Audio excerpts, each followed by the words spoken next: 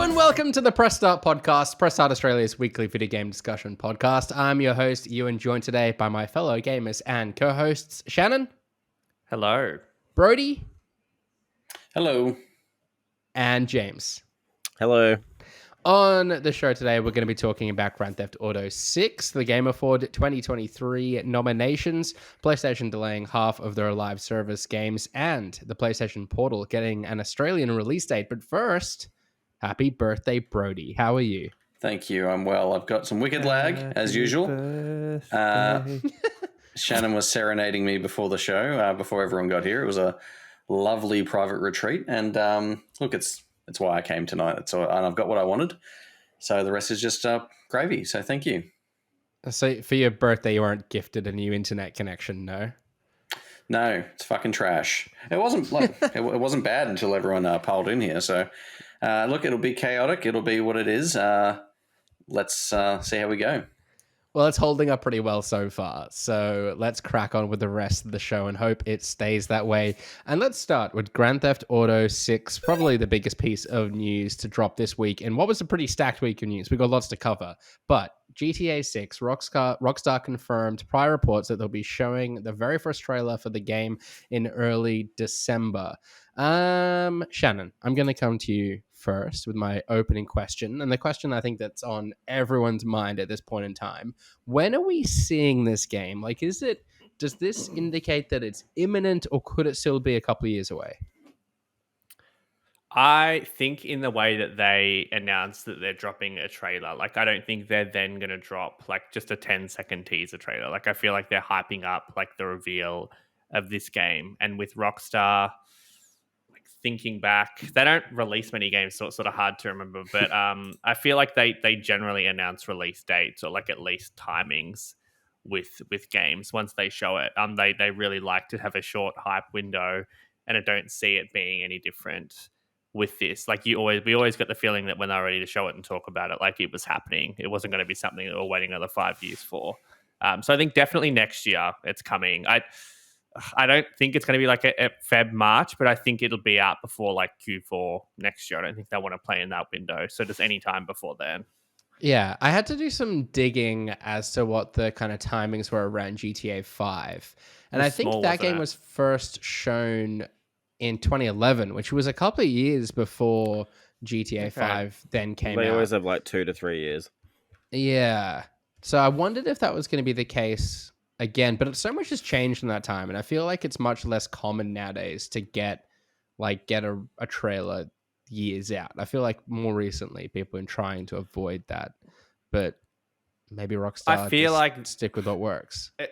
I feel like it probably was announced, but I feel like once we see the trailer, I think we'll know instantly. Like even if there's no release date, like the second they start actually talking about the game and showing it off, in terms of anything more than like a title treatment, is when like their short window starts to happen in terms of marketing. Yeah, it's been 10 years. It's got to be soon. I don't think they can drag it out anymore. Yeah, James, what do you think we'll see in the trailer? Everything and beyond. The whole game. Yeah, I think you'll get gameplay, or it'll be just like they normally do, where they have like a camera like kind of moving across the. Do you know what I mean? And the narrator kind of, welcome to the world of Miami. This is GTA 6. Yeah, something like that, right? Rockstar really can still good. time to record that dialogue. Just let me know. Very good. Do you think it's going to be like a long kind of 10-minute thing or just like a flashy 2-minute thing?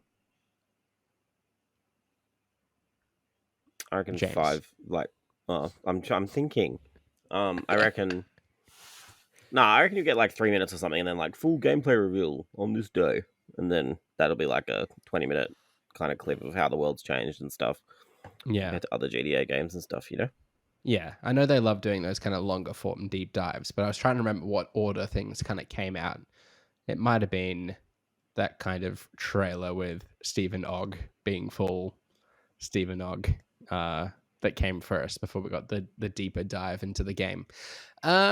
Brody, do you have any idea in your mind as to what like a truly next gen Grand Theft Auto experience looks like. I mean, GTA 5 was so revolutionary. Like, how do they step it up? Like, where does it go from here? Yeah, I'm not too sure. Like, especially considering like if you put stock in the rumors about what the game's going to be, like a dual protagonist heist sort of game, like very Thelma Louise type thing. Like, I don't know. It's hard to know where they'll go with it and how exactly they can, I guess escalate from GTA 5, which was probably like crazier than their other games. Like, it was very like lent into the crazy and was less like, I'd say 3 and Vice City to a degree were pretty grounded, and then they've just got sillier since. But I don't know. Aside from like say they release it on, I think they'll release it on old gens just because like it's too big a player base to maybe leave out. But you don't reckon? I reckon no. You reckon it's gonna next gen only, there's Shan? no chance. Nah, I don't. I just think it won't. Look, maybe. I think they know it's going to sell for the next 10 years. Like, I don't know if that. I think it's that's true. possible, or maybe later on. But I just think I can't imagine it running on like base PS4 and Xbox One S. If it's as like groundbreaking as we've heard, in terms of like evolving worlds and stuff. Yeah. Switch will be the having seen interesting the one, and like Switch 2. Yeah, having seen the leaks and stuff, like, I don't know that it's necessarily, obviously they're out of context. We weren't meant to see them, all this and that, and don't know how old they are. Yeah. But like, I almost can't imagine it being like a generational leap in graphics and stuff like that. So I think like all the changes are going to have to be sort of gameplay based. And I'm not sure what they do there, but I think the most interesting thing will be, and I think James has said this in the past, like, what does a GTA game today look like in terms of like, how do you like satirize culture today and stuff differently than what they've done? And especially in a time where like, cancel culture is a thing and you can get in a lot of trouble for saying stuff that they've said in the past. And like, so I'm just curious to see how they sort of tackle all that and keep their identity without sort of losing track of that. I think it's going to be very interesting. Yeah, and a lot of which that they've kind of satired, I feel it's kind of played out. I guess it's kind of or always a pretty close run thing. But Can I ask like, you an where does interesting it kind of step into question? like the politics of America today and everything that we've kind of seen like post COVID and stuff? Like, it could be interesting. Sorry, Sean, what were you going to say? No, I don't know. Haven't really seen this discussed at all. Like, I wonder if it will have a partnership with either PlayStation or Xbox from a marketing point of view, and who do we think is more likely to land that, if either of them? I don't really care. You would think based Could on be the history, same maybe either way. PlayStation, but Microsoft have the money to throw it, and they've got like they've had it on Game Pass and stuff, so that there may be some precedence there. Like, there's a relationship at least. But again, who cares? Like, the game will be out at the same time on both, so play it on what you want to play. Or will it? Yeah, I think it will. I can't see them entering any sort of contract that restricts where this game is playable. Like, they'll want to make it available like as far and wide, and I think they'll be probably gunning for like the biggest entertainment release in history in the same way that GTA 5 Yeah, kind but of set I that think record. So that's why it's so interesting, right? Like, if someone does have exclusive marketing, like this reaches a whole level of gamers that like might not have even had a PS4 or Xbox One, to be honest. So I think that's why it's be interesting or to see got how one that with plays out. explicit purpose of playing the latest Yeah. GTA game. Yeah. And it never happened. Should we do a little wager on how many views we think this trailer gets in its first 24 hours? Because they've announced it, so they obviously want as many eyeballs on the thing as possible. So, it's going to be silly. 69 million in a week. I don't even know. I said 24 hours. Good. 24 hours. 69 million still. Wow. I'd probably say I'll- like I'll- 25 mil. Okay, I'll split the difference. I'll say 50 mil. I'm trying to think what like numbers a Mr. Beast video does in its first 24 hours, and that could be pretty insane. Yeah. 10, 15, Yeah. 20. Yeah. 50 mil. How's Bioshock going, Brody? Speaking of the other wager, that's I'm getting a bit nervous. yeah. Look, I think There's it reason to could be. rear its head at the Game Awards. It'll... And stealth drop. Yeah, we hope. that's my only chance at this point because GTA is looking to be, mid next year maybe potentially. So, yeah, I'm in trouble. I can't remember what the wager was, but I'll just decide on the Pizzas day, for I us guess. all. Oh, yeah. Well, Brody, you did mention the Game Awards there, and that's exactly where I want to head next. As the nominations are out, Alan Wake 2 and Baldur's Gate 3 received 8 nominations each. Marvel's Spider-Man 2 received 7, and Hi-Fi Rush, Super Mario Bros. Wonder, and The Legend of Zelda Tears of the Kingdom received 5 each. The nominees for Game of the Year included Alan Wake 2, Baldur's Gate 3, Marvel Spider-Man 2, Resident Evil 4, Super Mario Bros. Wonder, and The Legend of Zelda Tears of the Kingdom. Obviously, there's a ton of other categories that have all been announced, and the nominees revealed for each of those. So I want to open the floor to you all to speak to all about all of the nominees. But James, perhaps we start with you. Of the nominees across all of these different categories, were there any surprises? I don't really think so. Yeah, like, I don't think so. Like mine is like a very small one. Like I'm surprised Octopath didn't get a nod in RPG at all. Like that's Yeah. such a good game. Such a good RPG and original. I haven't played it, but is it too, weird that like, Life just, of Pi did? Lies of P. Sorry, what did I say? You Life mean? of Pi. Lies of Pi. But I was like, that's wrong in every form. I Great didn't movie, blink but I'm at not sure all. it deserves a nomination. Oh, here. Richard Parker. But yeah, I think. Yeah, Lies of P. Like I find that weird because to me that's an action game, and I feel like this is a big thing that happens every year with these nominations, where games kind of are being miscategorized. Well, it happened last year with Sifu, didn't it? That went up in like fighting game. Yeah. Hmm. And then I guess technically, like it's obviously floating around now with Dave the Diver as well, with like indie games and stuff. And then obviously people are saying like Hi-Fi Rush is indie, but it's not. Like it's really weird. I feel like they should, I don't know, like pre-categorize all these games so that everyone can pick and it's like all consistent. Because I can't help but feel Lies of P should be in action. Because why is Dead Island in action? Like that's a game with like a meta of like 70 to 8. I think it's between 70 and 75. Like that to me is like such a bizarre game. That's my big surprise that's got nominated for anything. Like but then like I feel like it's people struggling to fill out these categories somewhat, right? It's like action. But then I don't know if game. you should Like, be filling out if you classify can't as fill out a action? category. Like I Just don't know. don't. Like just putting Yeah. in games just because is kind of stupid. Like that really defeats the purpose. It does get really hard because then like you look at things like Family Game and like that, like some of those could go into like it just there is so much murkiness and you never know like you're meant to put games in multiple categories. Like it's a hard thing to do. And you don't know until this moment, like was I right or was I wrong? Because you don't really want to talk too much within even the outlet until you know that it's submitted. So it's a tricky one. There does need to be a more definition, I think, somehow without influencing the votes. But the second you sort of set parameters with games, like then you're influencing the vote. Outcome. I think. Yeah, that's true. Yeah. Even like action to action adventure, like how much adventure needs to be in the game for it to be pulled out of that's the what I action? mean. Like we feel like we kind of know these things, but they are ultimately subjective, and like it's only when you kind of compare notes that you might spot these discrepancies. Yeah, I will say I was surprised to see Dead Island 2 creep into action game. Personally, I really enjoyed Dead Island 2, but kind of more so from the multiplayer aspect. And there were action games that are like that I didn't get to this year that I probably should have as well.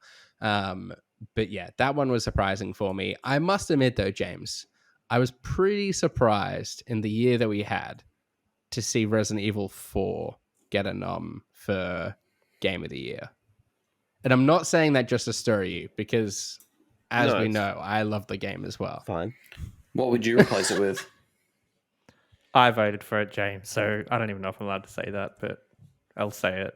Well, I think this is where like solidarity. Maybe one of my snubs comes into it. I'm disappointed not to see Jedi Survivor get more nominations. Whether that's to say it's deserving to be nominated for Game of the Year. Personally, I feel it should.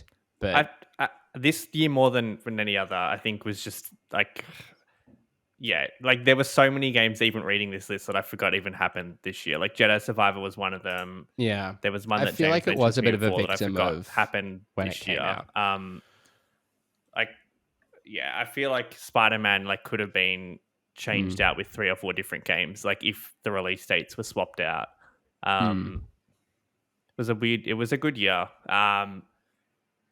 But yeah, I know what you mean. Like Jedi Survivor in most years would have probably made the 6, I think. And I think that happened last time for some reason as well. I can't remember if it released early or like released late. It wasn't even eligible.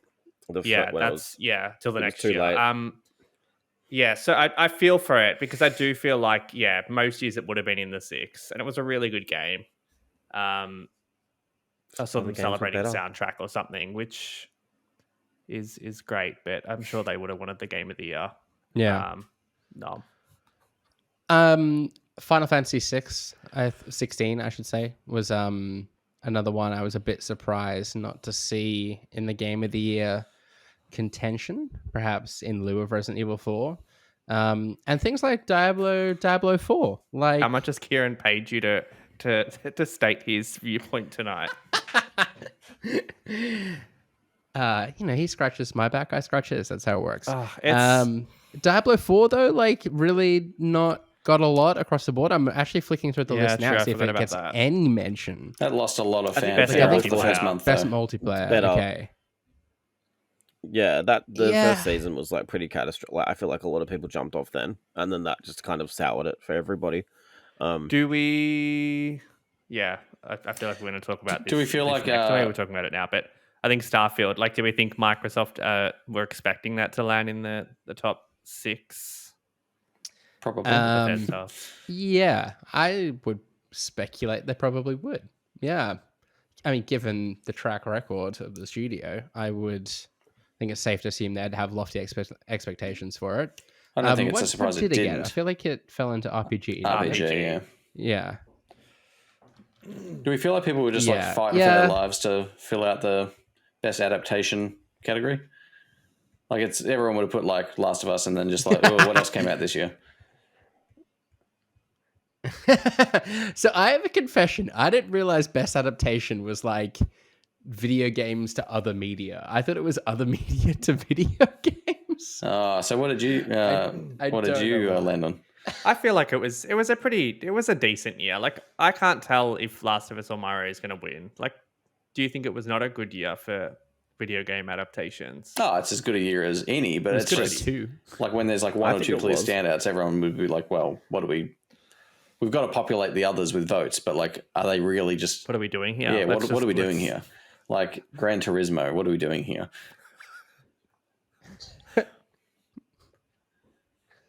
Yeah. Yeah, that's fair.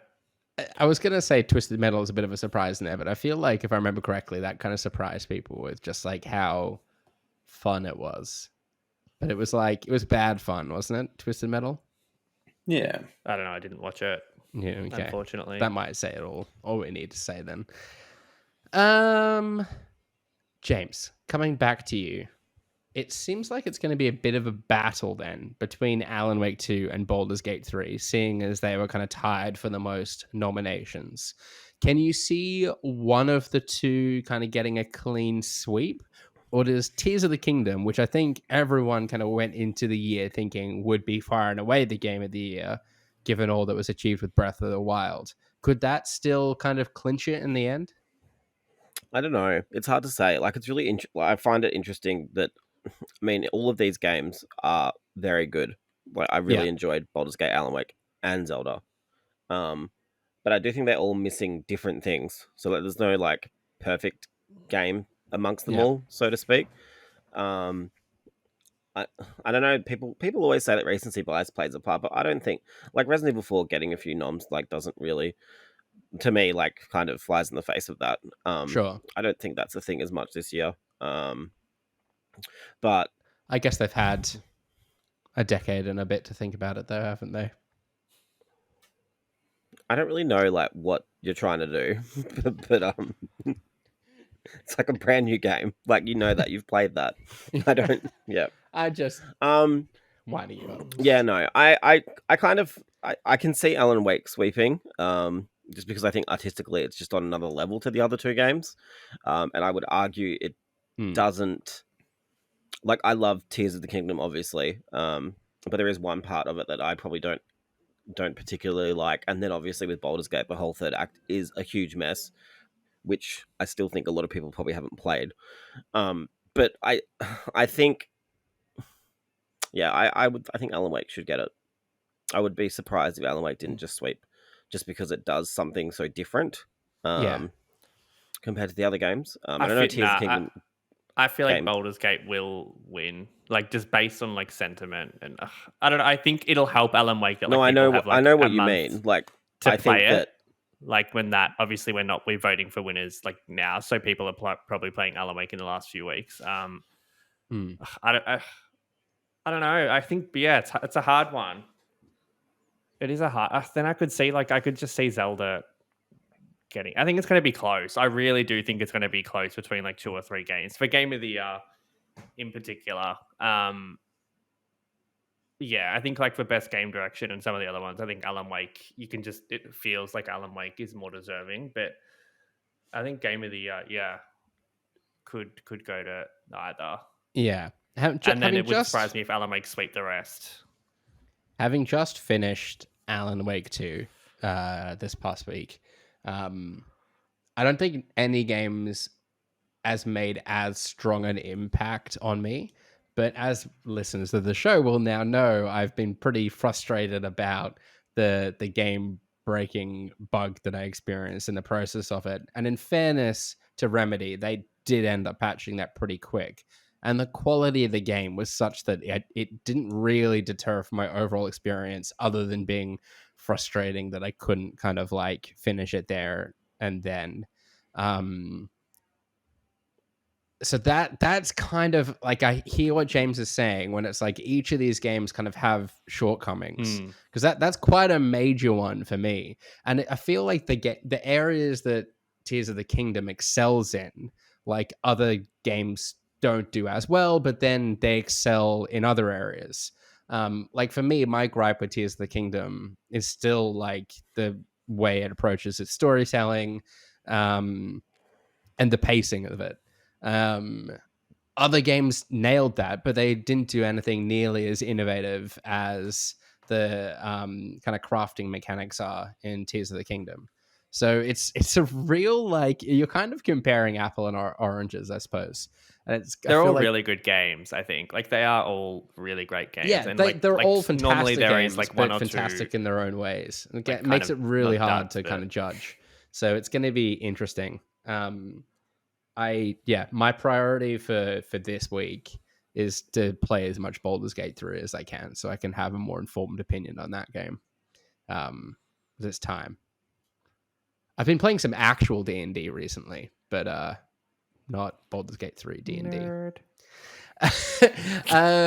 Brody, to wrap it up though, obviously the Game Awards is not just about the awards itself, but all the announcements that kind of happen in tandem. Are there anything you're particularly hopeful for from the show this year? Like new announcements? Sure, yeah. Things or we like may not new reveals of games where maybe we've heard about. Bioshock.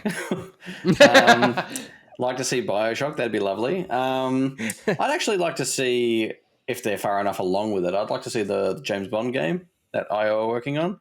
If not the game they're partnering on with Microsoft, which is meant to be like a fantasy sort of action game, I think. So, seeing what they're up to would be cool.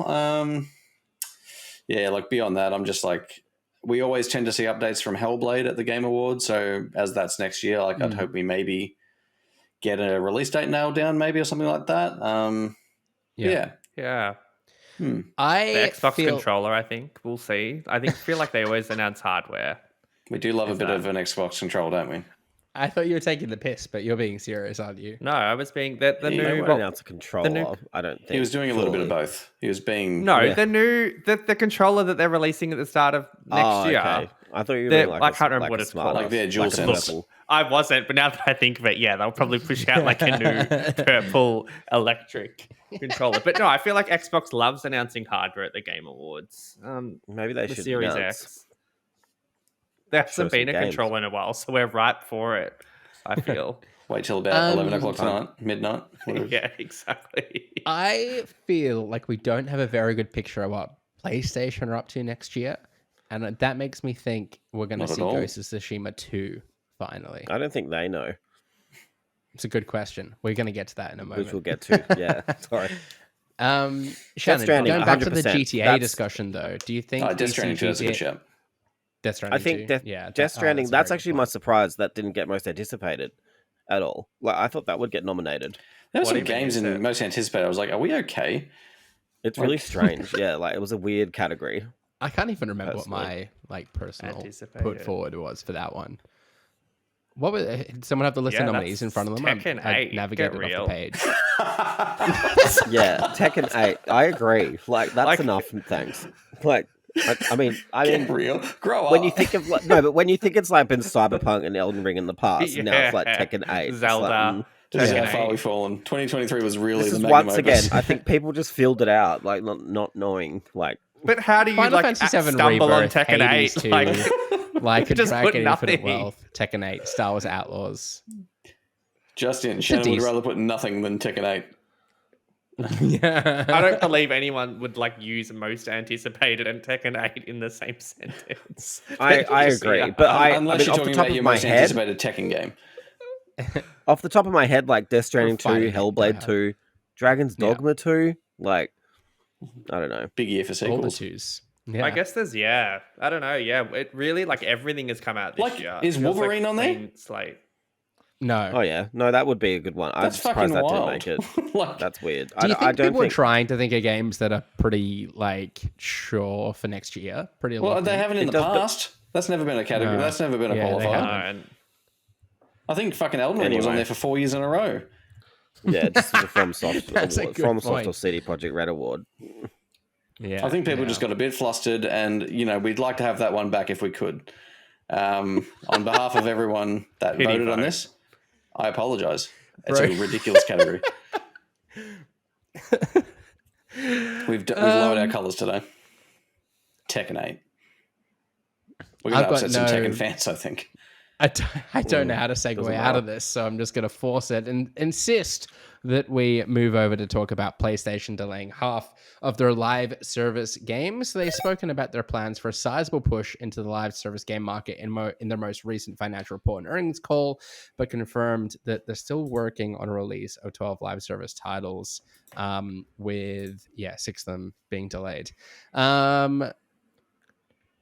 Shannon, to you first on this one. You're shaking your head. Are you following? Can you hear us? No, you can't hear us. No, you can't hear us. James, I'm coming to you instead then. Do you believe that this is a typical delay or a sign that Sony are indeed rethinking their approach to the live service model, as we kind of speculated they might be in the wake of Bungie's recent Yeah, I think it's like it's definitely it's good of them. I think reading the room is pretty solid. Yeah, like I don't you don't just delay half of the games that are coming out from a genre like for no reason. Do you know what I mean? Like they're obviously going to. You don't want a Destruction All Stars again. Do you think they're something. deliberately quite vocal then to kind of relay that to players? Yes. Yeah. It does Because I feel almost like seem we- strategic. Yeah, I feel like it would be brought up all the time. Is that like all these cool single player games have come out now, and then all you've got coming is what's it called? Payload with the dollar sign game. That we Fair games. talk of. Fair games. Yeah. Like shit on Marathon even I don't know. I think it's good. I think it's definitely a step in the right direction for them. I think a lot of people are tired of this shit now. Like it's time to like step back to those games, and I love that that's reflected in the Game of the Year nominations. Like it is just all really solid, full feature complete single player games. You know. Yeah, I'm pleased to see them, as you said, read the room and kind of make this move. And I'm curious to see what the nature of the delay is, if it really is, okay, how far has development of these games progressed? What can we reevaluate? Where can we take the game next? I would hate to think they try and just kind of polish what they've already done or go, okay, let's just add some more content and then it'll be fine. I really hope they actually kind of structurally think about what like the fundamental issues are with the live service kind of model, and lean into their strengths a bit more. Like we'll get to Remedy in a moment, but they announced in fact, maybe it's best to bring it up now. They announced that their upcoming project, Vanguard, they're pivoting away from the free-to-play model, and instead they're codenaming the game Kestrel, and it's going to have a focus on a strong cooperative multiplayer component. Like, I think that's where PlayStation are much more suited to. Like, I think they could benefit from taking a leaf out of Remedy's book. And yeah, like not straying too far from the quite narrative-driven experience that's benefited their studios in the past.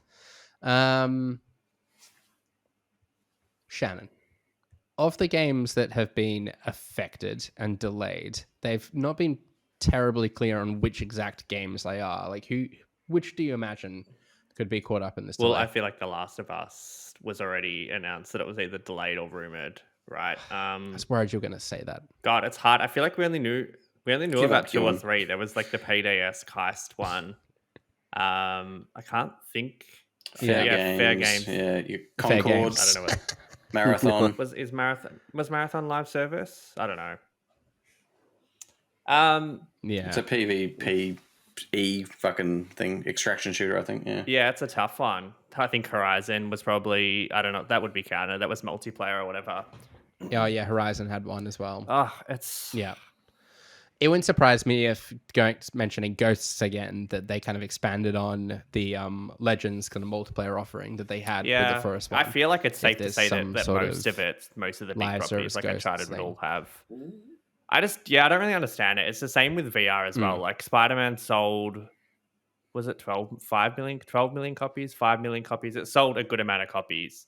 And you just wonder why they would stray from that, like when they're doing so well with like the single player strategy, like VR, like why, I don't know why they're doing stuff like that in live service, but maybe they are course correcting, which is good. Like you don't want to diminish The Last of Us by releasing a live service game that might do well for a month and then totally die off. Like that's just stupid. And same for Horizon. Like why? Yeah. The Bungie acquisition, obviously, like Bungie was sort of kind of brought in to kind of guide. I mean, Bungie obviously very talented studio and brought a lot to the table, but a key thing was that they knew how to grow and kind of sustain a live service game. They were very successful with that, at least for a long time, with Destiny. I'm now a little bit peeved, I'll be honest, that they offered some advice to PlayStation around what Naughty Dog were up to with the Last of Us multiplayer game, the Factions game, and that's kind of thrown a spanner in the works and delayed things. And maybe it was for the right reason, but Bungie clearly have kind of run into their own trouble as of late. Brody, you've not really had an opportunity to speak about that, and I know you're a big Destiny fan. Like, do you think Bungie still are offering PlayStation the value that they kind of hope to get out of them in guiding and sort of counseling this live service approach? Look, I mean, it's hard to know until we see the fruit that comes off the tree, I suppose. But I guess if you take all this news at face value, like, look, yeah, I see what you're saying. Like, they've basically railroaded a project to then have their own studio suffer, massive layoffs, and which is a result of diminishing player base on their part. So, I mean, like, it doesn't look good from an optics point of view, but I mean, when you consider that Destiny's been around for almost 10 years, like they are, along with, say, maybe Rocket League, Apex, Fortnite, like they're probably the big 4 live service games that have been around for a long time. They've shown they can do it and they know what they're doing. And that came with a lot of course correcting as well. Like Destiny wasn't always good. Like, so they've really sort of become almost like the blueprint on how to do this sort of thing. So there's no doubt they know what they're doing. I think their advice is still valuable. But, their issues are their own. Like they obviously released one lackluster DLC, and it was a big, highly marketed DLC because it had badass trailers and stuff, and that obviously saw the player base drop away. But I don't think that's necessarily suggestion that Bungie's lost it. I think they'll get back up there, whether it's with Destiny or whether maybe they see that final shape DLC sort of peter out and then move on to Marathon or something. I don't know, but like they've still definitely got the goods, I think, personally. Yeah. And I think that, like, we've been pretty doom and gloom about live service as of late too, but I still think there's a possibility for kind of new players to enter the game and for it to be successful. I just don't think anyone and everyone can do it in the approach that like everyone seemed to be taking, unless you had something kind of really novel to bring to the table and had like a sustainable plan for kind of managing content releases in the future. Like, even something as successful as Fortnite, they experienced cutbacks at Epic, which I think was probably a sign of them kind of scaling up and investing in a big time, and then kind of realizing actually like maybe this isn't as profitable like long term as we thought it was. That being said, Fortnite's had a bit of a resurgence this kind of past couple of weeks with like the return to their OG maps and stuff. I dived back in with some 40 plus million players, which was surprised even me. So I think it's possible, but yeah. Oh, and what was the game that had the beta recently? I'm blanking on it. The finals. I dived into the finals for a night, and really enjoyed that. And I'm kind of keen to play more of that. And likewise, the group of mates I often played with kind of all felt the same. So maybe there's a chance there for a new entry. I just don't think anyone and everyone can do it, and it's got to be kind of backed up by a real sort of quality experience. I am really interested to see how Sony, like, say if they put out the first live service game that they have on their slate or whatever, and it's it's received really badly. Like, I'm curious to see, like, for a company or a publisher that's had so much success, they're not really used to like this sort of panning. Like, I'm curious to see how they would react to that and whether it would affect their strategy. Because I mean, you've seen a lot of people, like I say, not stick the landing at first, and then they go back to the drawing board and they like grind out a real good community. Like, you'd argue that like Sea of Thieves started like a joke. Now it's got like 30, 40 million players, I think, that have played it. Yeah. Same with like even Halo Infinite, like it's it's still not up there, but like it's grinding back a player base, and like with every season, like it gets people back on board. So, I mean, you can turn it around. I just wonder if they would, put the time in if it doesn't land straight away. So it's going to be interesting. I wonder if they're even better place rather than like 12 studios, like all working in the space and like maybe running the risk of like cannibalizing each other. They're better to like pick the best two studios better suited to it, and they can, one after another release a live service title that maybe they do the rounds and like, okay, we're doing the Horizon game, and next it's the Uncharted game, it's the Last of Us game, it's the whatever. They just kind of go around picking up their kind of key franchises and turning them into a live service game. And maybe like there's a pre-production team that kind of do the design and stuff, and teams then kind of pick it up to kind of sustain it when it is kind of successful. I don't know. I feel like that'd be a different way to go about it than their approach they're currently taking. I think that's the only thing that concerns me currently, is that like we've got 6 to 12 games coming in the next 3 to 5 years or something like that. But that's 12 games that aren't what Sony is good at. Like that's no single player, over the shoulder games that we love. Like, is Insomniac just going to be the factory for getting those things out, and everyone else is going to be working on live service? Like, I don't know. Yeah. Like, I'd almost, like you say, I'd rather a rotating thing where we still get a bit of strategy, let's make 12 games with the hope that like 3 or 4 of them stick, and like, does the financials back that up? I'm curious. The last point I want to kind of make on this topic, though, or quiz you on, is around Rocksteady and WB Games revealing that they're going to be giving us another look at Suicide Squad Kill the Justice League this week. James, do you think in light of kind of all of this talk around live service games, we're going to see much of a different approach with Suicide Squad since we last saw it? No, I think no, like real talk. Like, obviously, like I play Mortal Kombat a lot. Also, WB games. It also came out a week ago, I think. Good old David Zaslav has said that he wants to turn the game WB games into like a live service kind of factory, like turn all their brands into these always on services rather than love that. Literally like not reading the room and doubling down really bad. So turning like from console and PC games that come out every 3 to 4 years to like always on gameplay live service shit. And you can definitely see like WB's influence through the way that MK1 is monetized. Like, it's way worse than previous games. I mean, it's all cosmetic, of course, but still like pretty intense money. And I can see that strategy being pushed on and doubled down with Suicide Squad. Absolutely. Like, I don't think that's going to happen. I think they're just going to do it, and it'll just happen.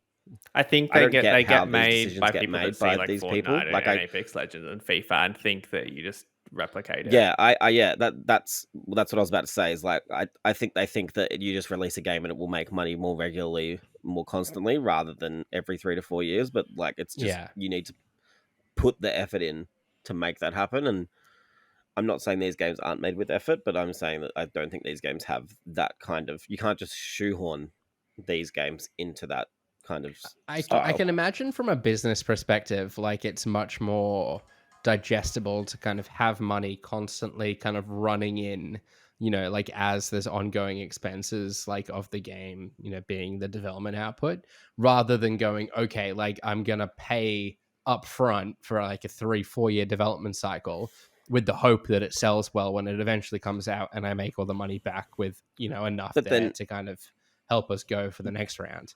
but that also comes back to what we were talking about with Baldur's Gate, where like that game was in early access for 2 to 3 years, and that was a constant source of income coming in for them.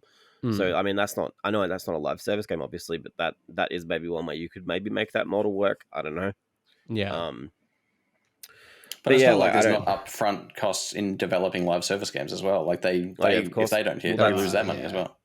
Yeah. I just hope we don't live in a absolutely. future where our only hope of getting another Fear game is like a asymmetric online multiplayer game or something like that that's monetized out the ass, because I miss Fear. Well, they've kind of, and there were job listings for Wonder Woman that went up. Speaking of Monolith, which That was a like, weird emphasis. Wonder Woman.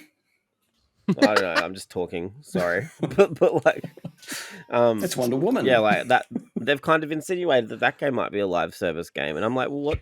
Like, I'm How does that like, work? no one went and saw a Wonder Woman movie twice. Do you know what I'm like? Do you know what I mean? Like, who's going to be Well, I mean, sticking people around did, to play? sure, but Well, let's be honest. Like, money, like it didn't make. But like enough, they're most not- games have Yeah, live the second- service yeah, elements. you like know all what of I the mean. Ubisoft games, like Assassin's Creed, I think Avatar does. Like it isn't a new thing for like these companies. Ugh, Yeah. I don't know. It is a weird thing. I don't really understand. yeah. Unless it's I feel like it's just like so many things. There's no like formula or like science to it necessarily. Like it's just about making good content. And like if you can just make a good game, but like, then you like stand a I chance. get why like you put Spider-Man versus FIFA and it's like Spider-Man takes 4 years to make and people play it once and trade it in, sell it, whatever, and then people buy FIFA Yeah. every year and then when it's the same thing, but then also spend money on Ultimate Team packs and stuff. Like you can see, like if you're not a gamer and you're a CEO, like looking at the two strategies, why you would want to try and make the FIFA model work, like from a business point of view, because Yeah. like it is just easy money for less work, the same amount of work, if it works. Yeah.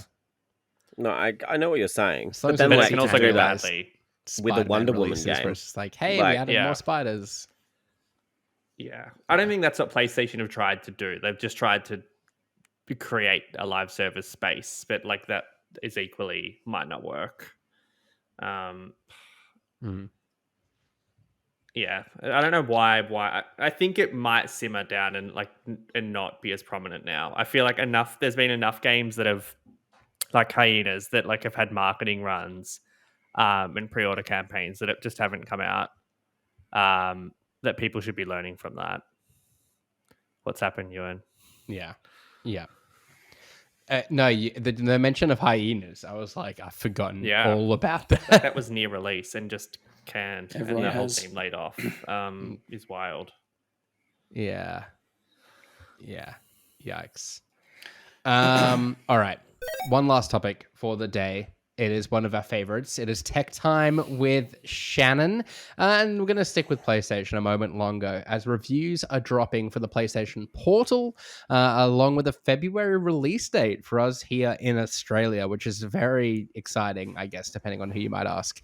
I'm going to ask Shannon. Shannon, you're yet to go hands-on with one ourselves here in Australia. What did you make of the impressions so far that you kind of read/watched online?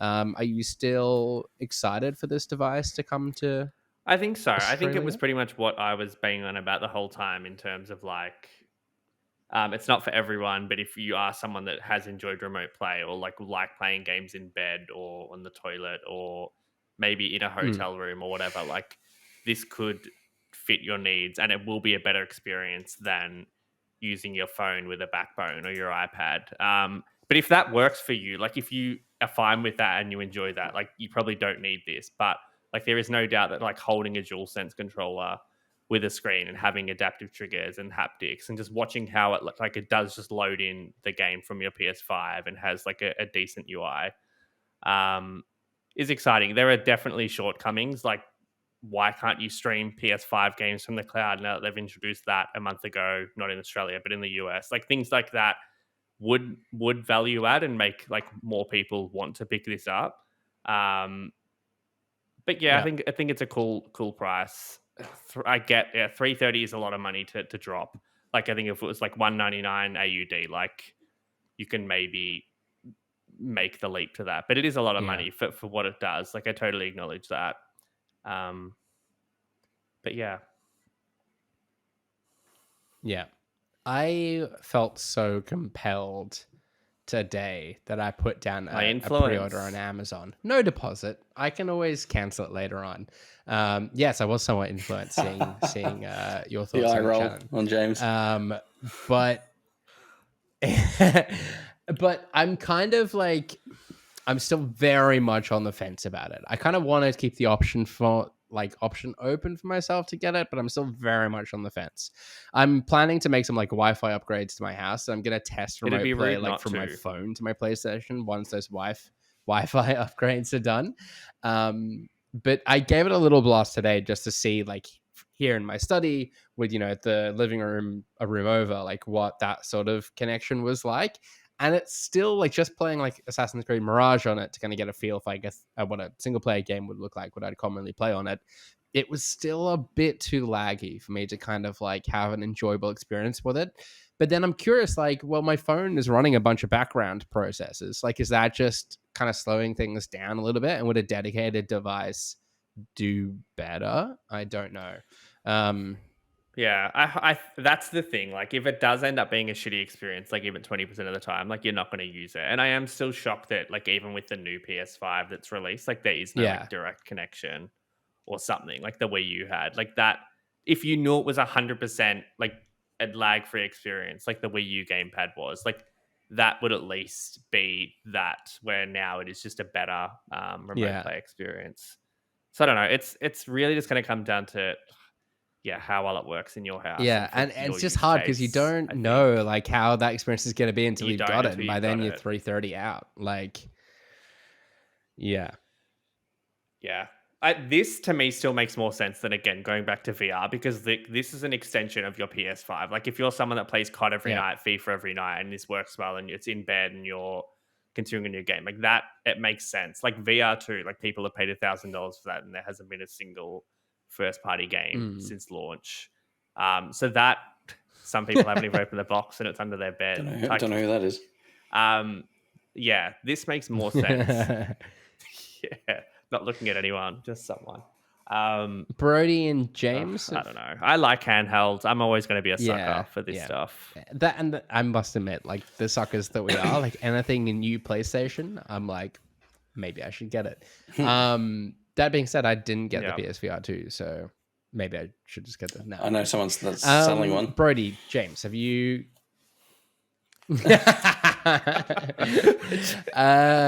Brody or James, have you reconsidered getting one of these at all?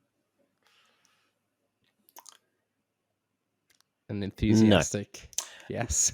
No, but I've also, look, if Xbox released something like this, I'd probably get it. So I guess I've got... I was just going to say that. I've I feel like come around on the use case of it. Like I can see the appeal. Like if Katie's watching TV, I could just sit in bed and play Xbox games. So I see the appeal, but I'm just not a PlayStation guy as much. So have at it. Yeah. And like PlayStationers. As I said before, like I'm lucky that I don't have to fight for the TV. But like I did like the idea of, even as I'm editing the podcast and like waiting for the footage to download or something like that, I could just like have a game on the go whilst I'm at my desk rather than lugging a PlayStation through or whatever. Or when I go around to my brother's house and we play Resident Evil together, as I've infamously done a couple of times, James, like I could just bring my Portal rather You than can play back-to-back with yeah, your than portals. my console. My thing is Yeah. like all the games that I play on my PlayStation are the exclusives, and they're like the big, bombastic cinematic games, and I don't really want to play them on a small, shitty screen. Same with horror. Like, I don't. To me, I don't know. Yeah. It doesn't make any sense to me. Like, Yeah, I get artistically, that. to experience I those think games that is fair. Mm. in such a gimped way. For you, like if you were this type of person, it'd be like Mortal Kombat. I don't know how the lag would be for that, but like doing daily challenges on that in bed or whatever. Like if you were that type of person, like that's what I see the use case for this. Yeah. For maybe. That's the other use case I got sound off. Just like having a lazy weekend morning in bed, you can just stay there and grab the portal off your bedside table and just stick in bed for a little while longer. It'd be nice. I mean, it's all the luxury. Let's wrap this up. All ridiculous. We'll I do have a rapid fire question for you all. It's Black Friday this week, and we'll be doing our best to spotlight the best deals over on the website, or at least Kieran will. I don't plan to write anything.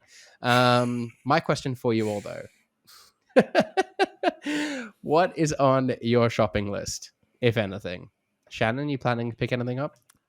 The only thing I'm like keenish on at the moment are the Ray-Ban Meta glasses, smart glasses. Oh, so yeah. like if they were going at a deal, I might be in the market to buy something. I don't know. I always buy I always buy the most random shit on Amazon from Black Friday and these sale events. Like just stuff that I know is always cheap. Toilet paper, dishwashing tablets, the exciting stuff that everyone needs. Look, I might buy like a value pack of chewing gum or something, to be honest, why as not? well. Yeah, I need some more coffee as well, so I could do that. I mentioned the Wi-Fi upgrade. I'm hoping to pick up a decent deal on a router. What about yourself, James? Any planned shopping? Nothing really. Maybe, I don't know. Doing your bit to Desk keep the cash downstairs. rate down, maybe. Yeah, no, I don't Avoid really need contributing anything. to I have everything I inflation. need Nice. Brody? at the moment. I'll always keep the eye out for smart home stuff, but I'm not as easily swayed at the minute. Not until I sell this Times are PSVR. tough. Spend responsibly. All right, let's play What the Wiki, the Press Start podcast game show where the previous week's winner reads part of a Wikipedia page for an unknown game, and we, the contestants, must guess the game. A point is awarded for each correct guess, and the round ends after one person scores 2 points. Where's my whiteboard? He's going for the scoreboard, audio listeners. Here we go. The scores as of wow. the moment are James on 31 points, Brody on 29 points, Shannon on 28 points, Kieran on 27, myself on 25, and Harry and James W tied. It's on a tight. point I don't think apiece. it's ever been Did I this hold that in the frame? tight all? at the I top. don't This know. late It in the is. piece. It is tight at the top, that is for sure. And as last week's winner, rather surprisingly, I am in the hosting chair today. So, contestants, if you're ready, I will read you game number 1. Please. You haven't heard your voice enough in this episode. I can't believe that's I what nearly Kieran's closed out handwriting the looks window, like wondering why I couldn't. What? on the board. That's not Kieran's handwriting. Sorry, my Ewan. handwriting. Sorry. I spent 5 minutes wondering if you'd spelled Kieran's name wrong, and that's why I was distracted. But it turns out I just don't know how to spell Kieran. That's right. Oh my god, what is happening? Amazing. Let's get to the game. All right. Game number 1. Players conduct the game from a top-down isometric third-person perspective, creating a character who then travels across pre-rendered locations, taking on quests, recruiting companions to aid them, and combating enemies while Brody. working towards completing the game's main story. Brody. Is it Baldur's Gate 3? It is not Baldur's Gate 3, no. Control is done through a user interface that allows a player to move characters and gives them actions to undertake, review information on ongoing quests and the statistics of characters in their party, manage their inventories, and organize the formation of the party, though the screen does not need to be centered on the characters being controlled and can be moved around with the mouse and keyboard, the latter also capable of accessing various player options through keyboard shortcuts. That's the longest sentence I've ever read. Wow.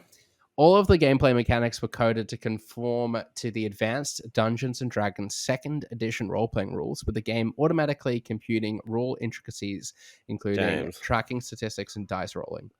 James. Is it Baldur's Gate 2? It is not Shannon. Baldur's Gate 2. Shannon. Is it Baldur's Gate?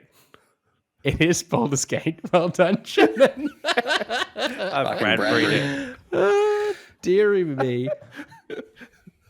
Well That's done. a Shannon. Clean Right. sweep to the top in this one, I feel. I'm coming. He's cuming. 29 He's points. He's cuming. moved up to tie with Brody. All right. Game number 2. Oh my God, calm down.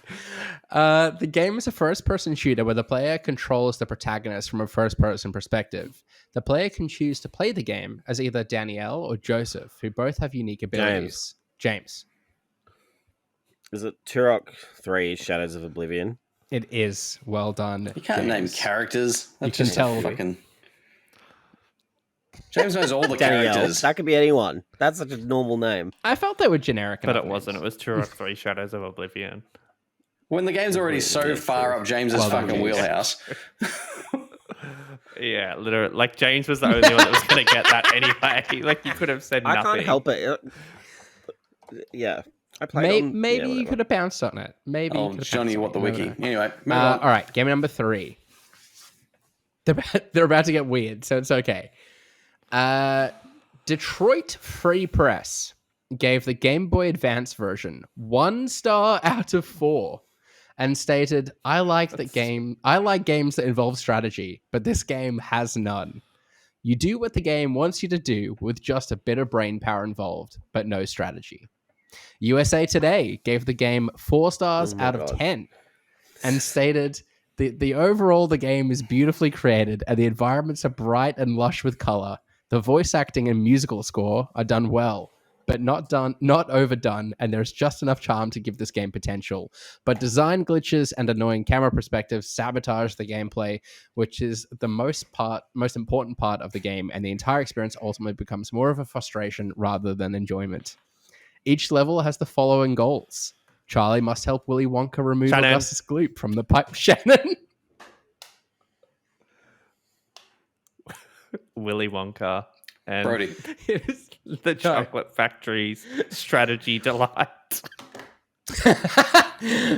Brody. Is it just Charlie in the Chocolate Factory? It is Charlie and the Chocolate Factory, Brody. I know Well I was done. going to fuck that up. The 2005 version of the game, to be exact. That was a Well, frustrating game. for that. Not the game, that way you read it, to be clear. Look, I've got to have my fun as well, okay? All right. Game number 4, the tiebreaker. We made it. In the game, soldiers make use of nectar. Mantle uses this drug to James. control the... James. Is it Haze? It is Haze. Well done. Can't use fucking proper nouns in this shit. Yeah. It's a dead giveaway for these fucking guys who know too much about shit. Who knows fucking Haze anyway? Let's be real. Grow up. Are we okay?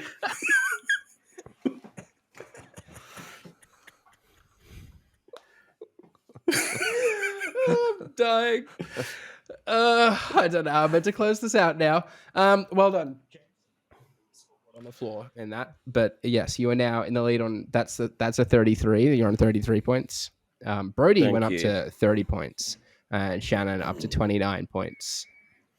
So I think everyone Big just kinda round moved up next one. week, I think. Or no, James maybe 2. Yes, that makes sense. That's how the game works. Yeah. With that, though, let's bring it into what was this week's episode of the Press Start podcast. Subscribe to us on Listener or the podcast service of your choice. Follow us at press.au and visit the site at pressstart.com.au. We've been joined today by Shannon, Yeah, you can follow me at Shannon Grixty. James, Yeah, you can find me on X at James, ATJAMZ.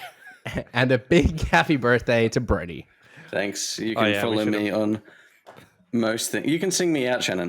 You can follow me on most things at Brody_DG. I think I've got a couple of reviews going up overnight, so read them now if you want. Ooh. Live. I can't remember what they're for. One's Karma Zoo. Should which we have all spoken follow. about these reviews on the podcast? It's too late. Did you It's guys done. all I'm enjoy sure. playing Karmazoo I together? didn't mind Karma Zoo. I didn't mind Um, it. Yeah. It was a bit of fun.